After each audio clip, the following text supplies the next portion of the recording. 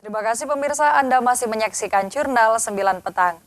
KPU Kota Probolinggo merampungkan tahapan akhir Pilkada Serentak 2024 dengan menggelar grup diskusi terarah bersama partai politik, jurnalis, dan berbagai perwakilan elemen masyarakat. Evaluasi tersebut membahas tahapan pilkada, non-tahapan, kelembagaan, dan faktor eksternalitas. Sebagai tahapan akhir Pilkada Serentak, Komisi Pemilihan Umum KPU Kota Probolinggo menggelar grup diskusi terarah dalam rangka penyusunan laporan evaluasi Pilkada tahun 2024.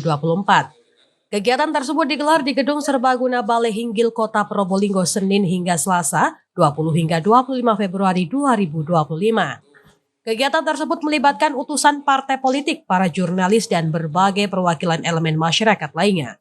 Fokus diskusi tertumpu pada 4 hal, yakni evaluasi tahapan pilkada, non-tahapan pilkada, evaluasi kelembagaan, dan faktor eksternalitas. Ketua KPU Kota Probolinggo, Radvan Faisal, menjelaskan tujuan dari kegiatan FGD tersebut untuk mendapatkan gambaran komprehensif mengenai seluruh tahapan pilkada yang telah dilalui dalam penyelenggaraan pemilihan kepala daerah tahun 2024.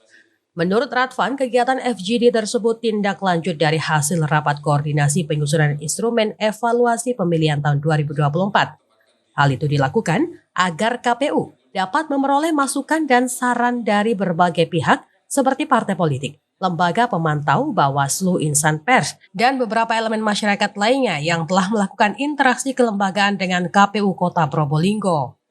Ada banyak tahapan yang kemudian kami lakukan dari launching kemarin sampai pemungutan suara yang ternyata di Kota Probolinggo ada sengketa. Gitu. Nah, dalam proses itu kita temukan beberapa problem misalnya, terutama ketika bicara teknis di lapangan. Nah, ini kan teknis di lapangan bukan hanya KPU saja, tapi juga ada pihak eksternal juga, dalam hal ini pemilih. Saya contohkan tadi soal daftar pemilih, begitu ya.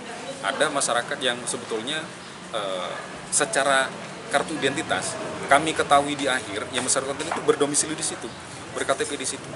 Tapi pada saat proses pencocokan dan penelitian tidak kami temukan. Nah, problemnya di mana itu? Nah, ini yang kemudian juga kami mencari tahu kepada teman-teman, karena ternyata beberapa di antaranya model seperti itu ada masyarakat dari luar kota yang kemudian pindah, kemudian tidak mendaftarkan kepada kami, begitu kan, sebagai pemilih, tapi dia datang pada saat di TPS. Sesuai dengan undang-undang, maka yang bersangkutan tetap kemudian harus kami layani, tidak boleh meskipun tidak masuk dalam tidak kami undang, begitu ada form C undangan, form C6 undangan itu. Radvan menambahkan evaluasi tahapan pilkada tersebut sangat penting untuk menjadi acuan dalam menyusun kebijakan dan regulasi guna meningkatkan kualitas tahapan pemilihan berikutnya. KPU Kota Probolinggo berharap agar setiap aspek penyelenggaraan pemilihan dapat berjalan sesuai prinsip demokrasi yang mengedepankan transparansi, keadilan, dan akuntabilitas. Tahapan evaluasi tersebut dimulai dengan pembuatan instrumen evaluasi yang mencakup desain evaluasi dimensi, indikator evaluasi, serta instrumen penggalian data. Oleh sebab itu, KPU meminta semua peserta FGD termasuk pimpinan partai politik, Bawaslu, dan insan pers untuk memberikan informasi dan masukan yang berguna bagi evaluasi KPU pada tahapan-tahapan pemilihan selanjutnya. Dari Probolinggo, Jawa Timur, Lutfi Hidayat melaporkan.